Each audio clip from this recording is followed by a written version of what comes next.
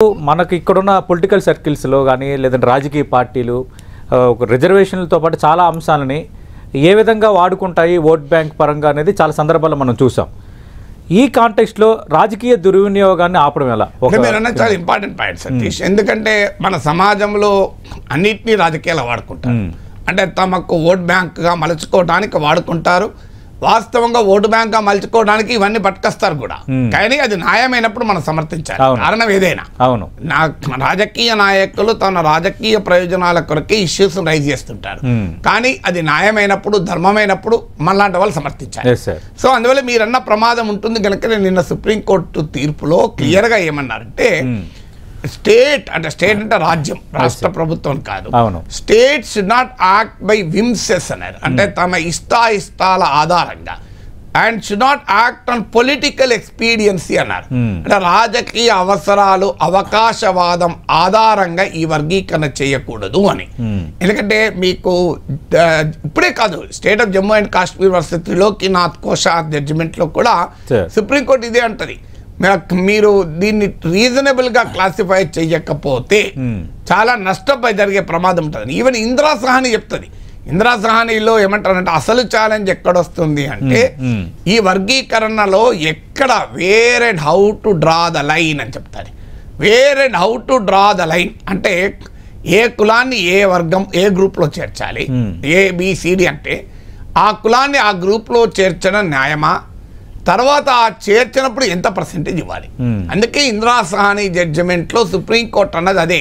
The very challenge ఎక్కడ ఉంటుంది అంటే where and how to draw the line అని చెప్తుంది. అని చెప్పి ఇందులో జాగ్రత్త ఉండాలి. ఒక చేత్తో ఇచ్చి మరో చేత్తో తీసుకోకూడదు అని చెప్తారు. చెప్పడంతోనే కాదు, ఇంకో మాట కూడా ఏం చెప్తుంది నిన్న సుప్రీంకోర్టు జడ్జిమెంట్లో కూడా, డెమాన్స్ట్రబుల్ అండ్ క్వాంటిఫైయబుల్ డేటా ఆధారంగా చేయాలి అని చెప్పింది. ఎందుకంటే దుర్వినియోగం ఆపటానికే వెంటనే రాజకీయ పార్టీలు తమకు ఎవరు ఎక్కువ ఓటేస్తారు, ఎవరు ఎక్కువ జనాభాలో ఓటర్లు ఉన్నారు అనే ఆధారంగా వెంటనే అమలు చేస్తామంటారు. అందుకే సుప్రీంకోర్టు ఏమన్నంటే క్వాంటిఫైయబుల్ అండ్ డెమాన్స్ట్రబుల్ డేటా అంటే క్లియర్గా స్పష్టమైన నిర్దిష్టమైన ఆధారాలు ఉండాలి. అది స్పష్టంగా మనం చూపగలగాలి. సో అంటే రేపు ఏంటి ఎంపరికల్ డేటా ఆధారంగా మాత్రమే వర్గీకరణ చేయాలి. నా ఇష్టం, నేను నా పలానుకున్నా నిలబెడతా, పలానుకున్నా నిలబెడతా కుదరదు. తర్వాత ఇంకోటి, it is amenable to the judicial review అన్న సుప్రీంకోర్టు. మీరు ఒకవేళ ప్రభుత్వాలు ఏం చేస్తాయో మాకు తెలియదు, మీరు చేయండి quantifiable and demonstrable data, empirical data ఆధారంగా చేయండి. కానీ అది చేసింది రాజ్యాంగబద్ధంగా ఉందా లేదా, న్యాయబద్ధంగా ఉందా లేదా మేము సమీక్షిస్తామని కూడా అన్నారు. అంటే రేపు ఎవరైనా ఒక కులం అగ్రీవ్ అయితే నన్ను అన్యాయంగా ఈ గ్రూప్ లో చేర్చాలి, ఆ గ్రూప్ లో ఉండాలి, నాకు అన్యాయంగా తక్కువ పర్సెంటేజ్ ఇచ్చారని కనుక కోర్టుకు పోతే కోర్టు దాన్ని సమీక్షిస్తుంది ప్రాతిపదిక ఏంటని. అందువల్ల ఇదేమి ప్రభుత్వాలకు మీకు ఇష్టం వచ్చినట్టు చేసుకోమనే అవకాశం ఇవ్వలే కోర్టు. అందుకే ఆ 3 పదాలు చెప్పింది. ఒకటి 100% ఒక వర్గానికి ఇవ్వకూడదు, ఉపవర్గానికి. అంటే అర్థం మిగతా వారికి పూర్తిగా అన్యాయం చేయకూడదు. యాక్ట్ ఆఫ్ ఎక్స్క్లూజన్ ఉండకూడదు. షెడ్యూల్ కులాలకు కూడా ఏ కులానికి కూడా ఈ ఉపవర్గీకరణ వల్ల రిజర్వేషన్ సదుపాయం రాకుండా ఉండకూడదు. తర్వాత ఇందిరా సహాని జడ్జిమెంట్ లో చెప్పినట్లు ఒక చేత్తో ఇచ్చి మరో చేత్తో పోయినట్టు కూడా ఉండకూడదు. దాంతో పాటు మీకు అది క్వాంటిఫైయబుల్, డెమాన్స్ట్రబుల్, ఎంపరికల్ డేటా ఆధారంగా ఉండాలి, న్యాయ సమీక్షకు లోబడి ఉండాలి. అందువల్ల మన ప్రభుత్వాలు మీరు అన్నట్లు ఖచ్చితంగా రాజకీయంగా వాడుకోవాలని చూస్తాయి. అందుకే కదా సుప్రీంకోర్టు ఇంత జాగ్రత్తగా తీర్పు చెప్పింది. సార్ మరో కీలకమైంది, ప్రతి ఒక తీర్పు అయినా ఒక నిర్ణయమైనా పొలిటికల్ ఇంపాక్ట్ ఏంటనేది, అలాగే రాజకీయంగా ఎవరికి లాభం జరుగుతుంది అనేది. నిన్నటి తీర్పుకు సంబంధించి మనం చూసాం, అటు ఎన్నికలకు ముందు ప్రధాని మోదీ వచ్చారు, అంతకుముందు నిన్న మందకృష్ణ మాదిగ చంద్రబాబు నాయుడుకు థ్యాంక్స్ చెప్పారు. నేనే మూలమని తెలుగుదేశం పార్టీ కూడా చెప్పుకుంటుంది. నిన్న రేవంత్ రెడ్డి మొదట నేనే అమలు చేస్తాను, అవసరమైతే నోటిఫికేషన్లకు సంబంధించి ఆర్డినెన్స్ అయినా నేను మళ్ళీ తిరిగి విడుదల చేయడానికి సిద్ధం అవుతానని. అంటే రాజకీయంగా ఇది ఎవరికి లాభం, పొలిటికల్ ప్రభావం ఎంత? అంటే వీళ్ళే కాదు, ఇప్పుడు మిగతా పార్టీ కాంగ్రెస్ పార్టీ ఏమన్నది ఎంపరికల్ డేటా అన్నారు, క్వాంటిఫైయబుల్ డెమాన్స్ట్రబుల్ డేటా ఆధారంగా చేయాలన్నారు. అంటే అర్థం అది ఎలా చేస్తారు, మేము చెప్తున్న కాస్ట్ సెన్సస్ చేయమనే కదా సుప్రీంకోర్టు చెప్పింది, కులగణన అని చెప్పి నిన్న కాంగ్రెస్ ఇండియా కూటమి కూడా వాదించింది. అంటే సుప్రీంకోర్టు తీర్పు డెమాన్స్ట్రేబుల్ అండ్ క్వాంటిఫైబుల్ డేటా ఉండాలి అంటే అది ఎలా వస్తుంది? క్యాస్ట్ సెన్స్ ఆధారంగానే రావాలి కదా. అవును. ఇప్పుడు ఏ వర్గం వెనుకబడింది, ఇలా నిన్న సుప్రీంకోర్టు ఇంకో మాట కూడా అన్నారు. అంటే ఏ వర్గము మోర్ అప్రెస్డ్, మోర్ బ్యాక్వర్డ్ అనే కాదు, రిజర్వేషన్ బెనిఫిట్లను ఏ వర్గము ఎక్కువ పొందుతుంది తక్కువ పొందుతుంది కూడా డేటా ఉండాలన్న. అవును. మీరు అంటే అర్థం as not only as a proportion of the population but as a proportion of the post కూడా ఎవరు ఎక్కువ ఎవరు తక్కువ పొందుతున్నారని. అంటే రెండు రకాలుగా ఎస్టాబ్లిష్ కావాలి. ఒకటి social and economic and educational బ్యాక్వర్డ్నెస్లో క్లియర్గా తేడా ఉండాలి, ఈవెన్ సోషల్ కూడా. రెండవది రిజర్వేషన్ బెనిఫిట్స్ పొందుతున్న దాంట్లో కూడా తేడా ఉండాలి. ఆ తేడా కూడా రీజనబుల్గా ఉండాలి, ఏదో సబ్స్టాన్షియల్గా ఉండాలి. ఏదో నామాత్రంగా తేడా ఉంటే ఉపవర్గీకరణ చేరాదు, సబ్స్టాన్షియల్గా ఉండాలి. ఎందుకంటే అది టెస్ట్ ఆఫ్ రీజనబుల్ క్లాసిఫికేషన్కు లోబడి ఉండాలి. సో అందువల్ల డెఫినెట్గా ఈ ప్రక్రియ జరగటానికి కాస్ట్ సెన్సెసే కదా అని కాంగ్రెస్ అంటోంది. వైఎస్ఆర్ కాంగ్రెస్ పార్టీ కూడా మేము కూడా దీనికి అనుకూలమే అని చెప్పారు. భారతదేశంలో ఏ రాజకీయ పార్టీ దీనికి వ్యతిరేకం కాదు. ఇంట్రెస్టింగ్ ఏంటంటే సో అందువల్ల డెఫినెట్గా నిజమే, చంద్రబాబు నాయుడు ప్రభుత్వ హయాంలో మొదలైన మాట నిజం.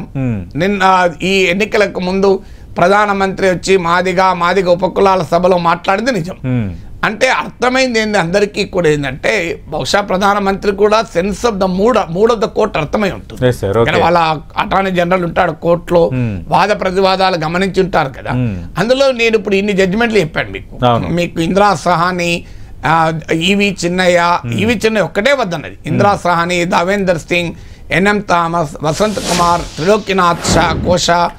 ఈ జడ్జిమెంట్లన్నీ చదివితే నాకే అర్థమైంది ఇది ఇయ్యాలి కాకపోతే రేపైనా వస్తుంది, ఎప్పటికైనా అవుతుందని. సో ఇది అనివార్యంగా వస్తుంది. ఎందుకంటే లాజిక్ అనేది క్లియర్ గా కనబడుతుంది కదా. రాజ్యాంగం అర్థమైన వాళ్ళు ఎవరికైనా అర్థమవుతుంది. కోర్టులో వాద ప్రతివాదాలు మూడ్ ఆఫ్ ద కోర్ట్ కూడా అర్థమవుతుంది కనుకనే ఎన్నికలకు ముందు ప్రైమ్ మినిస్టర్ వచ్చి ఇది కోర్టులో ఉంది, అది తేలడంతోనే వర్గీకరణ చేస్తా, నేను కృష్ణన్న నాయకత్వంలో పోరాడతానని చెప్పి మాట్లాడాడు. కానీ మనకు అర్థం కావాల్సింది సతీష్, మాదిగ ఉపకులాల మీటింగ్లో వచ్చి సాక్షాత్తు దేశ ప్రధాని వచ్చి మాట్లాడినాక ఎస్సీ ఓటు బీజేపీకి వచ్చింది అసెంబ్లీ ఎన్నికలు. రాలే కదా. మరి ఎందుకు రాలేదు అంటే ఇది ఒక్క ఫ్యాక్టర్ ఆధారపడి ఉండదు. ఎందుకంటే ఇది అన్ని పార్టీలు అనుకూలమే. నిన్న శాసనసభలో బీఆర్ఎస్ కూడా అనుకూలమే, మా కేసీఆర్ లేఖిచ్చాడని చెప్పాడు హరీష్ రావు నిన్న. ఇప్పుడు కాదు అప్పుడే మా కేసీఆర్ లేఖిచ్చాడు అని. సో రేవంత్ రెడ్డి ఉన్నాడు, మేము అప్పుడు కేసీఆర్ అప్పుడే అఖిలపక్షం తీసుకెళ్ళలేదు అన్నారు. ఇందులో ఎవరు వ్యతిరేకం కాదు. అందువల్ల అన్ని పార్టీలు తమ కంట్రిబ్యూషన్ ఉంది అని క్లెయిమ్ చేసుకుంటారు. సో కానీ వర్గీకరణ అనే ఇష్యూ ఎవరికి రాజకీయంగా ఉపయోగపడుతుంది అనేది ఇప్పటి వరకైతే ఎవరికి ప్రత్యేకంగా ఉపయోగపడ్డట్టు కనబడలే. ఒకప్పుడు ఉపయోగపడచ్చు ఎవరికైనా.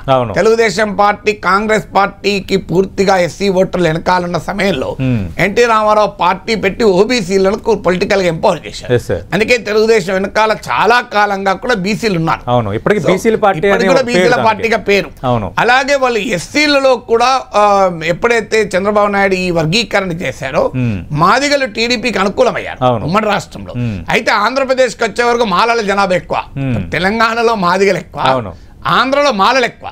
సో అందువల్ల తెలుగుదేశం పార్టీ అయినా మరో పార్టీ అయినా, అందుకే మీరు గమనించండి చంద్రబాబు నాయుడు స్టేట్మెంట్లు కూడా ఏముంది, ఎవరికి అన్యాయం జరగకుండా అమలు చేస్తాం. వైసీపీ నాయకుడు స్టేట్మెంట్ ఉంది, ఎవరికి అన్యాయం జరగకుండా అమలు చేస్తాం. ఎందుకంటే వాళ్ళ భయం వాళ్ళకు ఉన్నది, ఆడ మెజార్టీ మాల ఓటర్లు ఎక్కడ పోతాయో అని. ఎందుకంటే ఆల్రెడీ మాల ఓటర్లు ఎక్కువగా వైసీపీ వెనకాల ఉన్నారు. అంటే మొన్నటి ఎన్నికల్లో వేరు కాంటెక్స్ట్. సో అందువల్ల అల్టిమేట్ గా రెండు వర్గాల ఓటర్లు కావాలి కనుక దాన్ని ఎవరు కూడా ఎక్కువగా స్ట్రెచ్ చేస్తారని అనుకోను. ఎందుకంటే ఒక వర్గం పైన నువ్వు స్ట్రెచ్ చేస్తే ఇంకో వర్గం ఎగిరిపోతుంది కదా. సో అందువల్ల ఇంకా తెలంగాణలో రేవంత్ రెడ్డికి ప్రాబ్లం లేదు, ఎందుకంటే మాదిగలే ఎక్కువ మంది. ఆల్రెడీ ఒక విమర్శ కాంగ్రెస్ ప్రభుత్వం పైన ఉంది, ఇచ్చిన పదవులన్నీ మాలలకు ఇచ్చారని. ఎందుకంటే డిప్యూటీ చీఫ్ మినిస్టర్, శాసనసభ స్పీకరు, ఎంపీ అభ్యర్థులు అంతా మాలలకి ఇచ్చారు, మాదిగలకు రిప్రజెంటేషన్ సరిగా లేదు అన్న విమర్శ కూడా ఉంది. అందువల్ల ఆ విమర్శ నుంచి బయటపడడానికైనా ఇది ఉపయోగపడుతుంది. కానీ మిగతా చోట ఏమవుతుంది అంటే ఇప్పుడు ఆంధ్రలో మాలలు ఎక్కువ, ఇప్పుడు గట్టిగా నువ్వు వర్గీకరణపై నొక్కారనుకోండి మాల ఓటర్లు దూరం అయ్యే అవకాశం కూడా ఉంటుంది. చాలా సెన్సిటివ్ గా డీల్ చేయాలి కనుక పొలిటికల్ గా మొన్నటి ఎన్నికల్లో బీజేపీకి అయితే అసెంబ్లీ ఎన్నికలు ఉపయోగపడలేదు. అందువల్ల మీకు ఇంకా ఇప్పుడు ఉత్తరప్రదేశ్ అండి, ఉత్తరప్రదేశ్లో చెమర్స్ నాన్ చెమర్స్, చెమర్లు బీఎస్పీ వెనకాల ఉన్నారు గనక బీజేపీ ఏం చేసిందంటే నాన్ చెమర్ దళితులను అట్రాక్ట్ చేసింది. ఇప్పుడు ఇది నాన్ చెమర్ దళిత్ అంగీకరిస్తారు కావచ్చు, కానీ మరి చెమర్లు వ్యతిరేకిస్తారు కదా. అక్కడ చెమర్ డామినేట్, ఇక్కడ మన దగ్గర మాదిగలు ఎలా మోర్ అప్రెస్ లో యూపీలో చెమర్లే అది greater power more dominate. So అందువల్ల ఇది స్టేట్ కు కూడా మారిపోతుంది. ఇప్పుడు ఇంకో ఛాలెంజ్ ఉంది, ఇప్పుడు లోక్ జనశక్తి పార్టీ వ్యతిరేకించింది మీరు గమనిస్తే. సో అందువల్ల బీజేపీ కూడా ఒక ఛాలెంజ్ ఏంటంటే లోక్ జనశక్తి పార్టీ ఈ తీర్పును వ్యతిరేకించింది. ఎందుకు అంటే వాళ్ళు రామ్ విలాస్ పాస్వాన్ కాలం నుంచి కూడా ఎస్సీలంతా ఒకటే, మీరు ఎస్సీలను డివైడ్ చేయకూడదు అంటారు. ఇది షెడ్యూల్ కులాలను బలహీనపరచడానికి జరిగే కుట్ర, పేద వర్గాలను చీల్చడానికి జరిగే కుట్ర అనేది వాళ్ళ వాదన.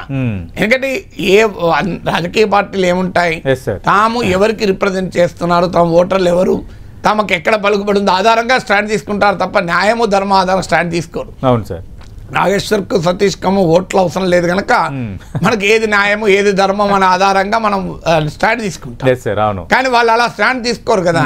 వాళ్ళు స్టాండ్ తీసుకున్నప్పుడు ఏమైందంటే వాళ్ళకి ఏ బేస్ కమ్యూనిటీ అని చూసుకుంటారు. అందువల్ల ఇలా లోక్ జనశక్తి పార్టీ తీర్పును వ్యతిరేకిస్తోంది. లోక్ జనశక్తి పార్టీ బీజేపీకి ఒక ముఖ్యమైన మిత్రపక్షం. తర్వాత ఇప్పుడు డెమాన్స్ట్రబుల్ క్వాంటిఫైబుల్ డేటా కావాలి, ఎట్లా చేస్తారు? కాస్ట్ సెన్సస్ కు బీజేపీ వ్యతిరేకం. మరి కాస్ట్ సెన్సస్ జరపకుండా మరి ఏ ఎలా ఇస్తారు? కాస్ట్ సెన్సస్ జరుపుతావా, నువ్వు ఇంకో ఎన్యూమరేషన్ జరుపుతావా, ఏదో చేయాలి కదా. Without any data reliable data clear గా క్వాంటిఫైయబుల్ డెమాన్స్ట్రబుల్ అనే పదం వాడారు. Can there be anything more quantifiable more demonstrable than caste census? అంటే కుల జనగణన మించిన క్వాంటిఫైయబుల్ డెమాన్స్ట్రబుల్ డేటా ఉండదు. మరి కుల జనగణనానికి బీజేపీ వ్యతిరేకం. ఎందుకు వ్యతిరేకం అంటే మతం ఆధారంగా ప్రజల్ని ఓట్లు ఐక్యం చేసి ఓట్లు తెచ్చుకునే రాజకీయ పార్టీ కులమనే అంశాన్ని ముందుకు పట్టుకురాదు. పట్టుకొచ్చిన రోజు అది హిందుత్వం వెనక్కిపోతుంది, మండలి ముందుకు వస్తే కమండలి వెనక్కిపోతుంది. సో యూపీలో జరిగింది అదే. అఖిలేష్ మండలి ముందుకు తెచ్చాడు, వెంటనే కమండలి దెబ్బతిన్నది. సో అందువల్ల పొలిటికల్ ఇంప్లికేషన్ స్టేట్ వైడ్ గా చూడాలి ఒక్కొక్క స్టేట్ లో. అలాగే ఇప్పుడు మనకు తెలంగాణలో ఆంధ్రలో ఆదివాసీల ఇష్యూ ఉంది. చాలా కాలంగా ఆదివాసీలు మాకు అన్యాయం జరుగుతున్నది, రిజర్వేషన్లు అంతా లంబాడీలే పొందుతున్నారు అని వాళ్ళ వాదన ఉంది. అయితే ఆదివాసుల డిమాండ్ లో లంబాడీలను ఎస్టీ జాబితా నుంచే తొలగించాలని డిమాండ్ ఉంది. తొలగించడం ఎవరు అంగీకరించారు? రాజకీయాల్లో ఇవ్వడమే తప్ప తీసేయడం తీర్పు వచ్చింది కాబట్టి తొలగించడం అనే డిమాండ్ అంగీకరించకపోయినా వర్గీకరణ అనే డిమాండ్ ముందుకు వస్తుంది. ఎందుకంటే అక్కడ కూడా ఆదివాసీలు నష్టపోతున్నారు, వాళ్ళు లెస్ మోర్ బ్యాక్వర్డ్, లంబాడీలతో పోలిస్తే మోర్ బ్యాక్వర్డ్. లంబాడీలు కూడా బ్యాక్వర్డే, ఎలాగైతే మహిళలు కూడా బ్యాక్వర్డే కదా. వాళ్ళేం పెద్ద మీకు అగ్రకులాగా డెవలప్ అయి ఉన్నారా పాపం. సో కానీ మీకు ఆదివాసీలు మోర్ బ్యాక్వర్డ్ కనుక ఆదివాసీలు లంబాడీలు స్పష్టంగా డిమార్కేషన్ కూడా ఉంటుంది కదా.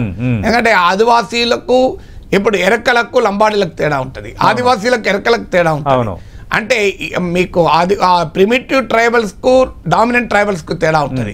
అంతరించి పోతున్న గిరిజన జాతులు ఆదివాసీ జాతులు ఇప్పుడు మీకు చెంచులు గోండులు ఒకే రకంగా ఉండరు కదా. సో అందువల్ల హిల్ ట్రైబ్స్ కు ప్లేన్ ట్రైబ్స్ కు తేడా ఉంటుంది. అందులో లాటర్ ఎడిషన్, ఇప్పుడు లంబాడీలు మొదటి నుంచి ఎస్టీ కాదు, లాటర్ ఎడిషన్. సో ఇప్పుడు రాజకీయ పార్టీల ముందు ఇష్యూ కూడా వస్తాయి, మీరు ఆదివాసీల డిమాండ్ అంగీకరిస్తారు వర్గీకరణ. రాబోతున్న కీలకమైన ఇష్యూ అదే. మరి చూద్దాం ఆ పార్టీలు కూడా ఎలా రెస్పాండ్ అవుతాయి.